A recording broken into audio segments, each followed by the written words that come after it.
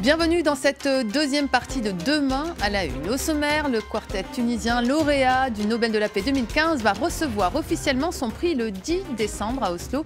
Alors que la Tunisie fait face au terrorisme, quelle est la portée de cette récompense ? Il sera aussi question du tirage au sort de l'Euro 2016 à Paris. Suspense pour les équipes et leurs fans, mais la compétition risque de pâtir des scandales à répétition dans le monde du foot. Et son organisation représentera un casse-tête sécuritaire pour les autorités françaises après les attentats qui ont touché la capitale.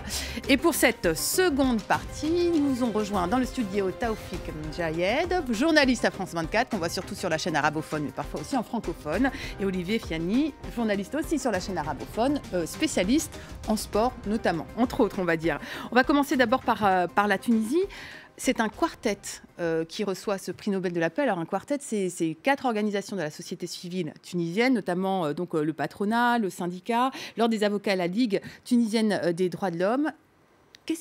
Pourquoi en fait, qu'est-ce qui a justifié le fait qu'ils aient obtenu ce prix Nobel? Est-ce que vous pouvez nous le rappeler? Tout le monde a été surpris en fait, parce que tout le monde attendait ce prix l'année dernière.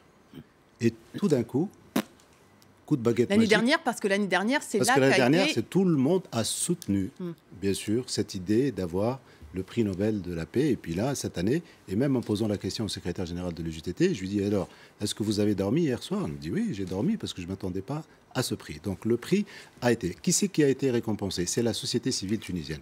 Vous savez, la Tunisie est victime de sa géographie. Quand on voit la Libye à côté, quand on voit tous les attentats qui ont eu lieu en Tunisie, on comprend que la situation est assez fragile. Donc le consensus autour de cette société civile, c'est qu'il n'y a qu'une seule issue en Tunisie, à savoir le dialogue. Par le dialogue, on a quand même pu éviter un problème avec un Nada qui était au pouvoir. C'est-à-dire que ce quartet a réussi à éviter l'affrontement islamiste, anti-islamiste. Voilà, il y a eu le sit-in devant l'Assemblée constituante à l'époque. Il y a eu des députés qui ont décidé de ne plus aller au Parlement. La rue aussi a un peu bougé parce qu'il y avait un remue-ménage, etc. en Tunisie. Ce qu'ils ont fait, c'est que voilà, ils ont opté pour le dialogue, pour trouver un homme de consensus. C'était Mahdi Joma à l'époque. Et pour aboutir à une constitution. Et pour aboutir aux élections d'abord. Et à cette constitution. Donc c'est la société civile tunisienne qui a été récompensée, et ça a été conçu comme une récompense de la société civile qui bouge et qui donne au moins un fruit. Et qui donne un fruit. Alors aujourd'hui, qu'est-ce que ça représente ce prix Nobel pour les Tunisiens? Vous avez dit que ça vient un peu tard, mais c'est venu quand même, dans un moment où quand même... La démocratie reste fragilisée, fait face au terrorisme. Je pense notamment à l'attentat qui a eu lieu, pendant lequel 12 gardes présidentiels ont été tués, un attentat suicide. Bon, alors est-ce que les Tunisiens ont suffisamment fructifié ce prix Nobel de la paix? La réponse, on peut dire que c'est non. Parce que le président de la République en Tunisie a été l'un des derniers à avoir reçu le quartet et à les honorer au palais de Carthage. Or, ils ont été déjà reçus 2 fois par François Hollande. Ils vont être reçus ce mardi pour recevoir aussi les insignes de commandeur de la Légion d'honneur, pour les 4. Il y a aussi des bisbilles, il faut dire la vérité, entre les patrons et entre le secrétaire général de l'UJTT. Parce qu'a priori, évidemment, ce n'est pas forcément des organisations... Ben voilà, et même l'ordre protocolaire. Ce que dit Ouidet Bouchamaoui, qui est la Laurence Parisot tunisienne, ce qu'elle dit, c'est que normalement, par ordre protocolaire, je suis la seule femme, je devrais être en premier. Mais c'est toujours Houssine Abbassi, le secrétaire général de l'UJTT, qui se présente comme, lui, en fait, le parrain, entre guillemets, de ce prix Nobel de la paix. Est-ce que finalement ces bisbilles, ça montre que finalement cette société civile qui a réussi à s'entendre parce qu'il y avait un véritable danger, est-ce que cette société civile aujourd'hui, elle peine quand même à faire face? Est-ce que son rôle est minimisé aujourd'hui? Quel sera son rôle plus tard? Parce qu'en fait, officiellement, le rôle du quartet est terminé. Il y a eu des élections, il y a eu la Constitution, donc il n'y a plus rien à faire.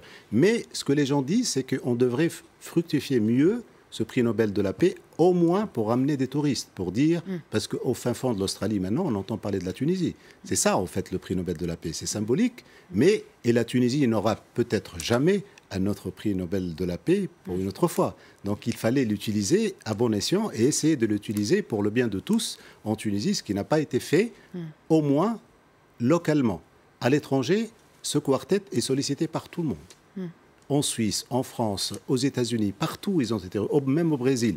ils sont sollicités partout. Sauf en Tunisie, on n'a pas su bien fructifier ce prix. Donc il est peut-être temps de changer. Merci beaucoup Taoufik pour ce point de vue sur le prix Nobel qui va être décerné à Oslo la semaine prochaine. Alors passons maintenant au sport, au foot. L'Euro 2016 doit être tiré au sort la semaine prochaine à Paris. Alors il y a beaucoup de scandales en ce moment autour de la FIFA. Il y aura beaucoup d'impact sur certainement l'Euro 2016.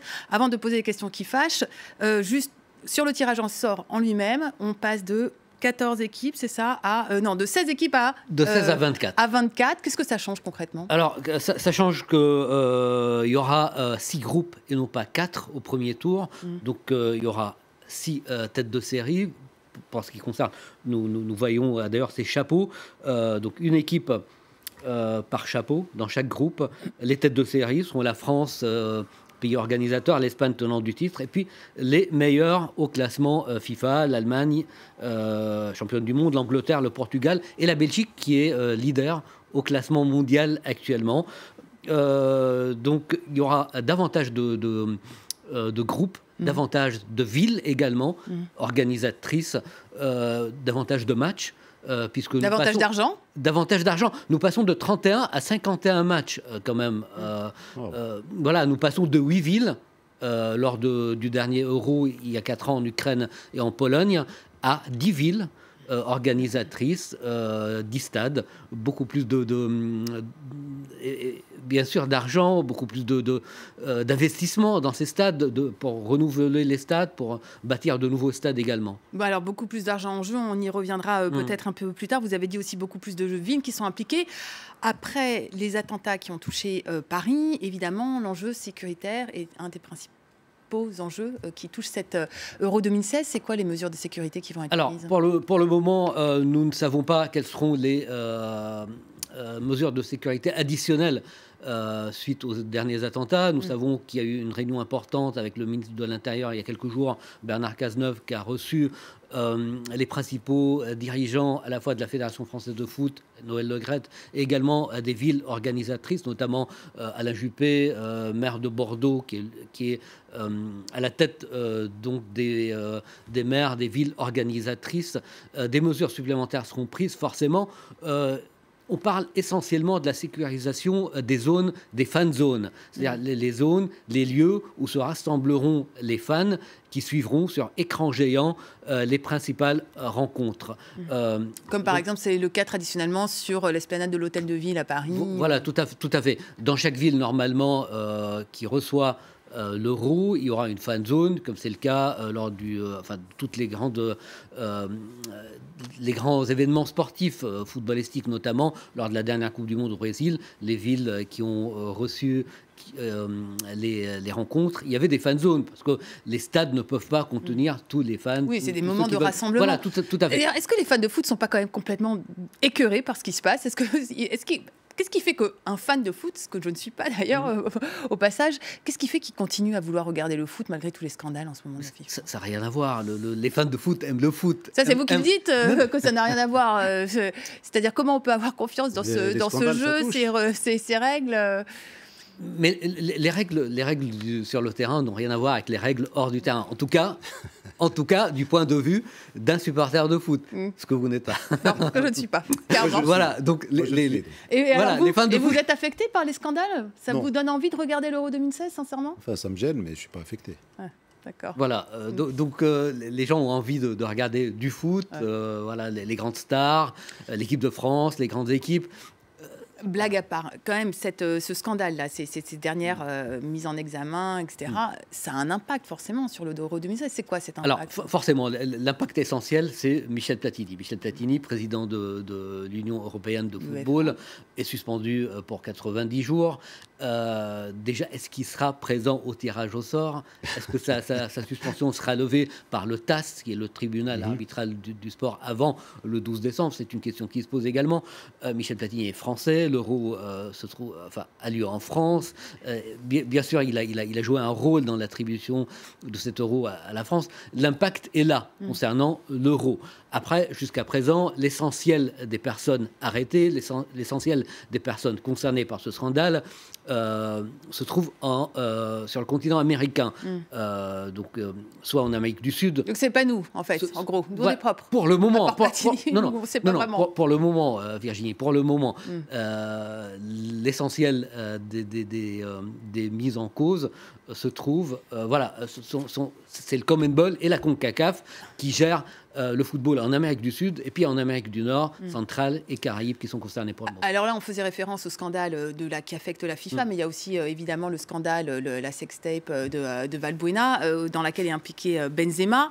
Je lisais en préparant cette émission une tribune qui disait pourquoi finalement on est beaucoup plus dur, et notamment les autorités françaises, avec Benzema qu'avec Platini. Et il faisait référence notamment au Premier ministre Manuel Valls, qui en gros disait voilà, quand on est joueur de foot dans l'équipe de France, il faut être exemplaire, limite il faut démissionner, et puis qui était quand même beaucoup plus doux avec Platini, où finalement il y avait la présomption d'innocence qui était très importante à respecter. Pourquoi ce double traitement? Alors, je ne sais pas, c'est une question qui se pose, c'est très intéressant. C'est l'impression que vous avez, vous aussi d'ailleurs? Oui, bien sûr, c'est l'impression que tout le monde en a conscience. Mais c'est vrai que cette histoire de Benzema... alors, elle touche davantage l'équipe de France de foot et non pas l'Euro en lui-même, non pas l'organisation. C'est vrai que l'équipe de France, qui a un passé récent assez compliqué depuis Naïsna, depuis 2010, la grève des footballeurs, lorsque Raymond Domenech était entraîneur, la Fédération française a fait énormément d'efforts, des sanctions ont été prises contre certains joueurs ont été écartés pour essayer de pacifier cette équipe de France, pacifier le vestiaire, comme on dit. Cette histoire de Benzema et de Valbuena touche essentiellement l'équipe de France, les joueurs de l'équipe de France, 2 joueurs majeurs et titulaires de l'équipe de France. Tout le monde espère que cette affaire sera résolue avant, c'est pas sûr. C'est pas sûr, et ce sera le mot de la fin. Merci beaucoup Olivier, merci à tous les deux d'avoir été avec nous dans ce plateau de Demain à la Une. Voilà, l'actualité continue sur France 24. Merci à toutes et à tous d'avoir été avec nous.